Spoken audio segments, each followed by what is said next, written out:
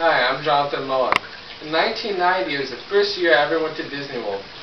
I've been going probably 18 years since, and I've been on every single ride, taken every form of transportation, stayed for probably, I don't know how many days overall.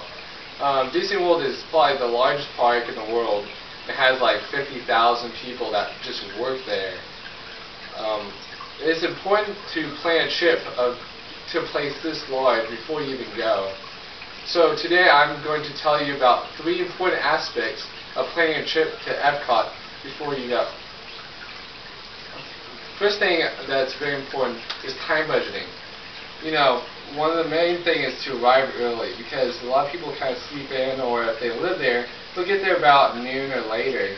So you want to make sure you get there as soon as the park opens, and the rides will be not that long, because some of those lines get 2 hours or more. So if you get there early, plus the nice weather, in Orlando it can get pretty hot, and with the humidity, it hits you even if you're in the shade.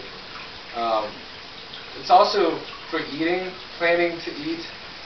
It always very important, because you can get fast passes, and that way it'll save you place in line while you're eating or doing something else, and you come back. And make sure that you don't miss shows. Like, check some of these pamphlets that they'll give you at the front of the park. It's a map of the park, and you can check the schedule to see when the shows are. That way you can say, I want to eat this time so I don't miss the show, and can eat afterwards. And some places have a great view of the light show at night. You can sit inside and watch this fireworks display. It's also important to just find the food and picking where to eat at the park. By picking a place, you have to go to, well, what's my budget? Because you can get anything from, hamburgers and French fries to a filet mignon at a French cuisine, style restaurant.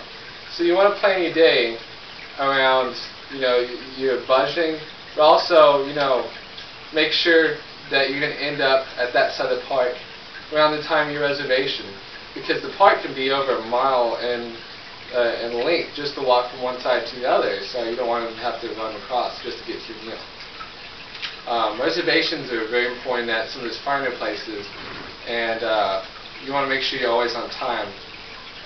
Even if you're on time, you can still have a bit of a wait, so you want to be prepared for that. So if you have people that can't stand for a long period of time, make sure that you probably don't eat at certain places that have such a long wait. There's also meal plans, which are pretty nice, and they have a meal guide they'll assign you. You can sign up for special meals or plans at certain times of the years, where they'll pretty much pay for all your meals of your whole vacation trip.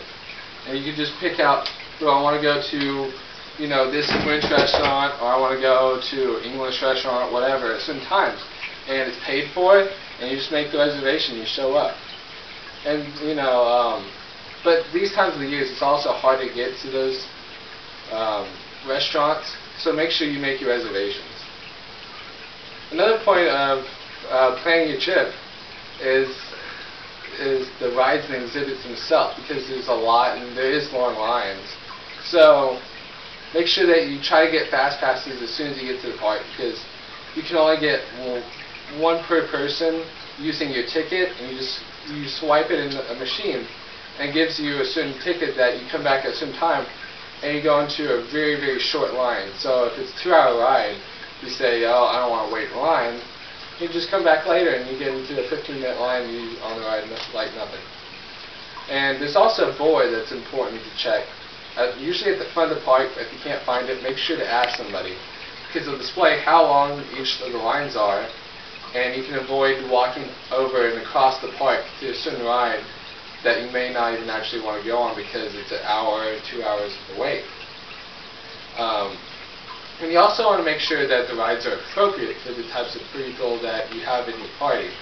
If you have small children or someone too old that can't handle a lot of stress or too much excitement, then make sure that you check some of the pamphlets will tell you in here, they'll maybe rate it, or you can ask someone at the park if it'll suit the people in the party, because It's not appropriate for everyone. Not every ride is appropriate for everyone.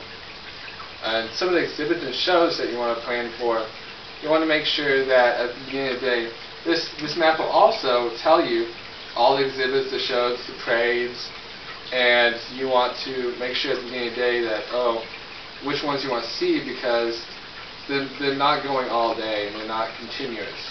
So you don't want to be at the end of the park and realize that you want to see one of the shows. Also check the map for any special exhibits.